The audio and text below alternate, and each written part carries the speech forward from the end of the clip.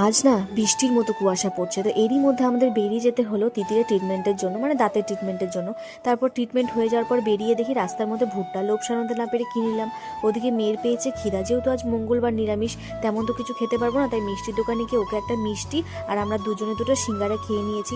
তারপর বাড়িতে আস্তে আস্তে বেজে গেছে 3টা। এই বিকেলে আমি স্নান করে চালিশা পরে খেতে বসেছি। মাও ওদিকে খায়নি, তাই দুজনে একসাথে লাঞ্চ করেছিলাম। তারপরে মেয়েকে ঘুম পাড়িয়ে যেই ভুট্টাগুলো এনেছিলাম না, সেগুলো সেকে লবণ আর লেবু দিয়ে মাখিয়ে খেতে বসেছি।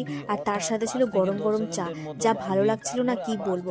আর না, আমি আগের থেকে ভেবে রেখেছিলাম আজকে তিতিরের এই বইয়ের সেলফটা পরিষ্কার করব, তো সেই মতো লেগে পড়েছি কাজে। তারপর সব বইগুলো সুন্দর করে অর্গানাইজ করে গুছিয়ে রেখেছি। আর জানো তো, আজকে তো আমি সংসারের কোনো কাজই করতে পারিনি, সকাল সকাল বেরিয়ে গেছি। তো ভেবেছিলাম যে এসে মনে হয় আমাকে এক গাদা কাজ করতে হবে, কারণ ঘর বাড়ি পুরো অগোছালো ছিল। কিন্তু আমার শাশুড়ি মা এতটা ভালো, এসে দেখি পুরো ঘর একেবারে ঝকঝক।